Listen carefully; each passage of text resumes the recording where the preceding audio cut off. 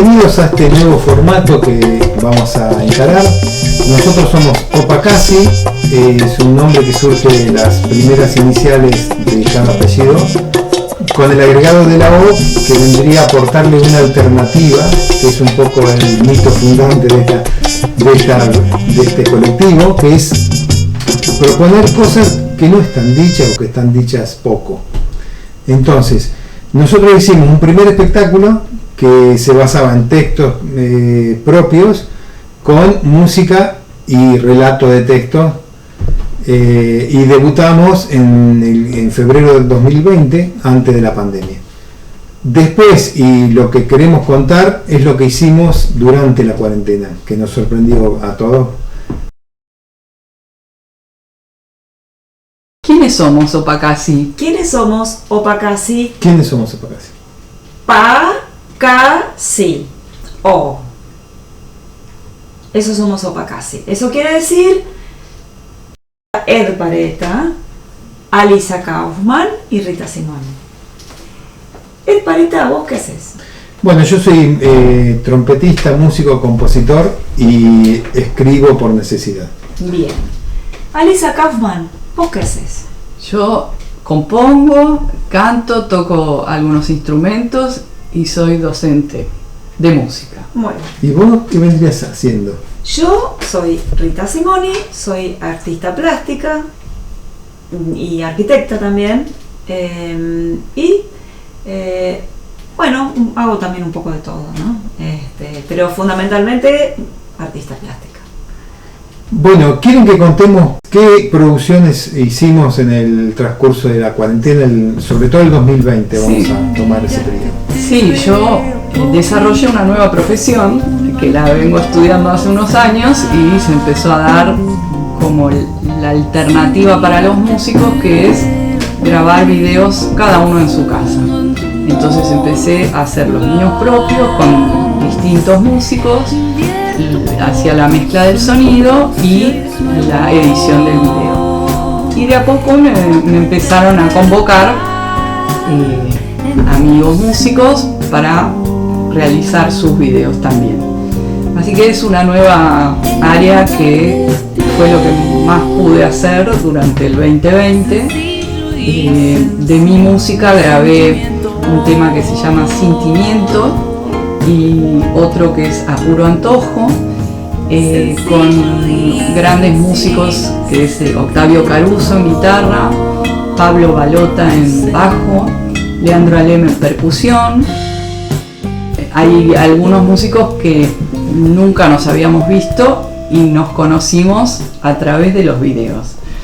Como artista visual, lo que me pasó a principios del 2020, en marzo en realidad, cuando empezó la pandemia y la cuarentena, y desde las primeras semanas de encierro, empecé a hablar a mis amigas artistas visuales, y a partir de esos lindos encuentros que se dieron y del intercambio de los trabajos que estábamos realizando entre todas, se me ocurrió armar una residencia de arte desde nuestras casas, que se llamó Residencia en Residencias, y entonces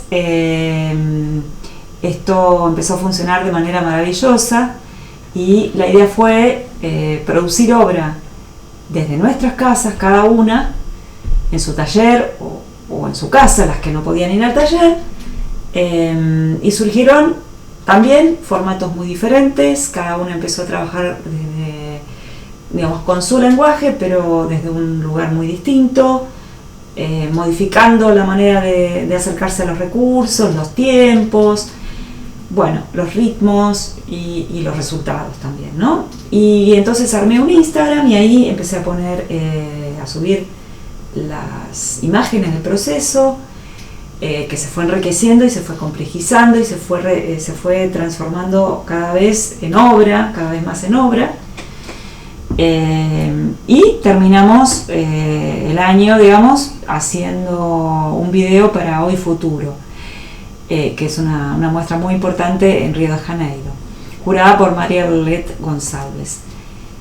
Esto, bueno, de la residencia, la verdad es que fue hermoso. Nos juntamos por Zoom, se daban unas charlas muy interesantes y funcionamos a modo horizontal, la curaduría fue horizontal.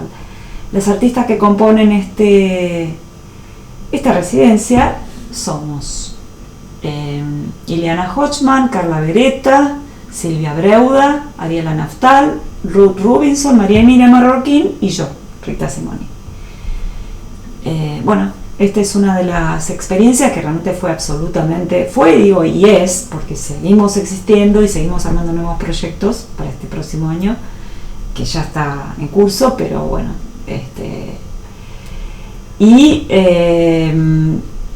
aparte hice algo también muy interesante que fue participar de una convocatoria de Espacios Balux junto con la Gran Paternal, generando un sitio específico con las fotos del lugar y tapizando las paredes exteriores. Fue una experiencia hermosa que de alguna manera fue como terminar el año tocando lo real, ¿no es cierto?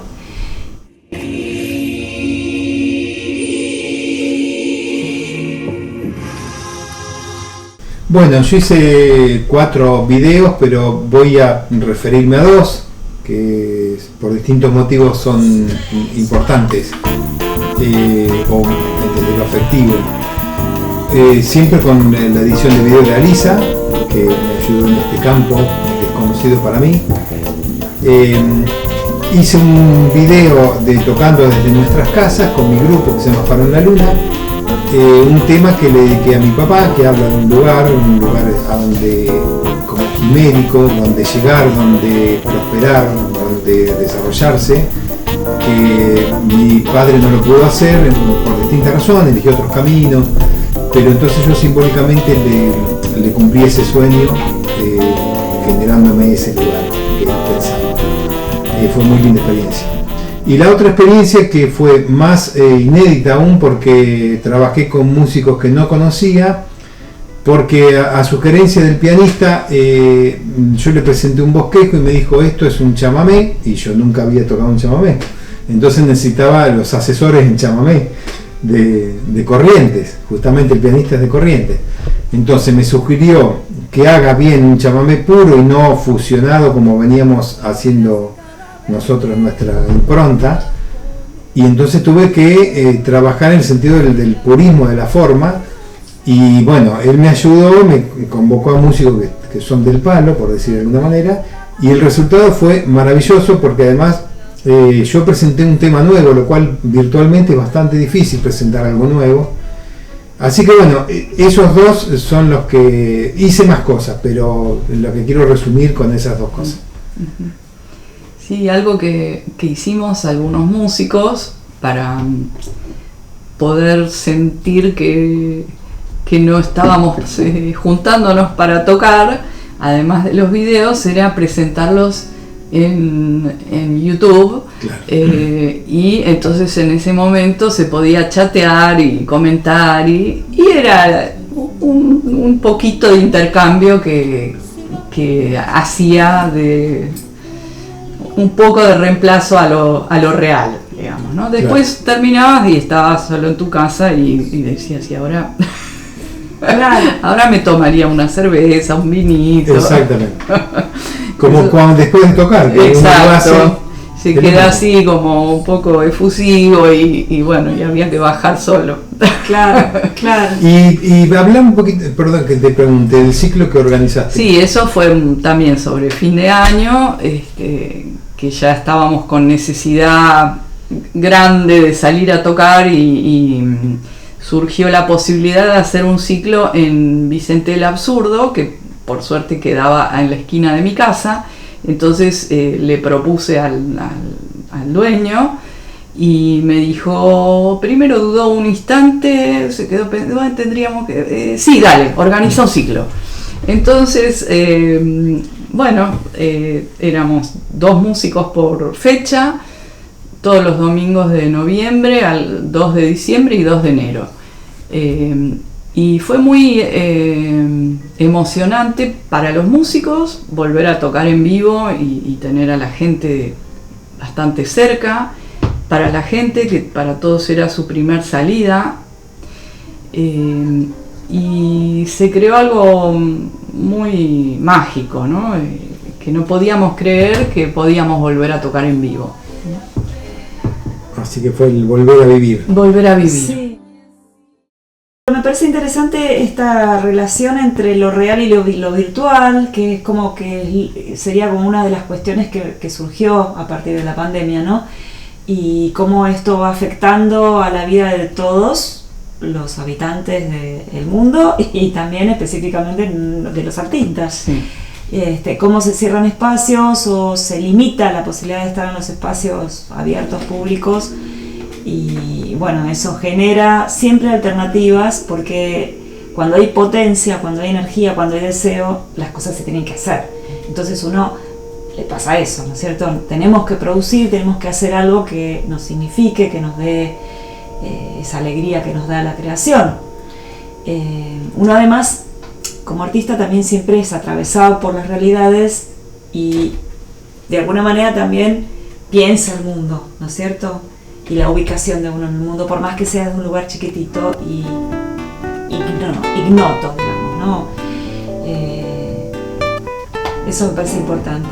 Bueno, en la docencia siempre nos dicen, cuando tenemos charlas institucionales, que las nuevas tecnologías se van a quedar, ya sea en forma complementaria, o si vuelve la presencialidad o volvemos otra vez a una normalidad. Yo lo que quiero disparar la pregunta es, ¿qué es lo nuevo que descubrimos este año pasado en la cuarentena va a subsistir para nosotros como artistas? Bueno, yo tuve la posibilidad de tomar algunos cursos que no los hubiera tomado en otra situación porque no me daba el tiempo, y con gente que está en distintas partes del mundo, tanto de escritura como de filosofía. Para mí es algo que como artista, como ser humano, me inquieta, digamos, ¿no? Necesito alimento. Y eso fue enriquecedor y sigue siéndolo, porque ahora mismo estoy continuando con un taller, con un seminario, y probablemente, o sea, yo también quiero dar, además de las clases individuales que pude dar y pude organizar con gente que ya conocía y con gente nueva, quiero armar grupos también, que lo voy a estar armando a partir de mayo. Uh-huh. Entonces también decir, bueno, esto posibilita encuentros que quizás si es en espacio real no se puede hacer porque no dan los tiempos, ¿no? Claro, claro, la virtualidad lo que permitió fue facilitar otro modo de administrar el tiempo también, ¿no? Yo, si bien en realidad cuando empezó la cuarentena a las 3 semanas yo ya estaba trabajando en la empresa familiar porque no me quedaba otra, o sea que estuve en la calle, digamos, iba a la oficina todos los días, de hecho lo sigo haciendo, por supuesto con todos los cuidados, recaudos, etcétera, pero algo muy, muy fuerte, y creo que todavía no lo podemos llegar a terminar de dimensionar, pero algo muy fuerte cambió. Y en mi caso, la residencia creo que es clave el haber descubierto cómo se puede trabajar colectivamente a través de las redes, y, o sea, digamos, del celular o de la computadora, del Zoom o del programa que sea, de los encuentros virtuales, y generar algo con tanta intensidad, ¿no? Y creo que también lo que me quedó es algo de haber recuperado y haberme habilitado una cierta introspección, es decir, casi como un mantra. Bueno, ahora me quedo en el taller y produzco con lo que tengo en el taller. Entonces, todo lo que tengo, eso quiere decir también todo lo que tenemos como seres humanos como para producir, ¿no? Me parece que mirar para adentro también a mí me aportó la conciencia, esa es la palabra, la conciencia profunda de todo lo que ya tengo como recurso para crear. Y entonces me centro ahí, me centro en eso, hago pie ahí. Y hago pie ahí con otros, digamos, ¿no? En comunicación y en diálogo. También otra cosa que fue muy importante fue compartir una curaduría horizontal. 7 artistas nos juntamos y cada una va opinando sobre la obra de la otra, y se arma una ronda múltiple. Y eso nos hace crecer muchísimo. Eso es maravilloso. Sí, bueno, en mi caso fue un poco incorporar técnicas cuando hablo de técnica hablo de elementos, micrófonos, programas de grabación, que todavía no lo desarrollé bien, pero digamos, fue una inquietud nueva, por cuanto yo cuando iba a grabar, íbamos a hacer tradicionalmente, íbamos a un estudio de grabación. Y ahora también me di cuenta, esto viene pasando por supuesto hace un tiempo, esto de que 2 músicos de distintos lugares graben, eso viene pasando, lo que pasa es que no era una experiencia que a mí me cruzaba. Y entonces, y también la conclusión, no quiere decir que no vamos a seguir siendo los estudios, pero quiere decir que en un trabajo casero se puede lograr una buena técnica. Bueno, primera entrega la vamos a seguir desarrollando y creo que interpreto la voluntad de todos si digo que tenemos algunos temas como ejes centrales, que son la artes plásticas, música, literatura, y tenemos temas secundarios que esos van a ir variando según las inquietudes que nos puedan surgir o cosas externas que nos afectan directamente. Y una de las cosas, los propósitos que tenemos es difundir la cantidad de obras que son poco difundidas. Por eso le vamos a hacer honor a la O, vamos a proponer una alternativa a lo que vemos ya bastante masificado. No por masificado es malo, pero hay montones de cosas que quedan en los cajones de los productores. Sí. Claro, en realidad está el mercado, que es el que últimamente y hace bastante decide aquello que puede ser rentable, y entonces es lo que promociona y lo que aparece viralizándose, y hay mucha obra, mucha producción de gente que son artistas y que producen cosas muy interesantes y que no tienen espacio. Entonces la idea es, por supuesto, hacer una curaduría, una selección, pero dar la posibilidad de mostrar las otras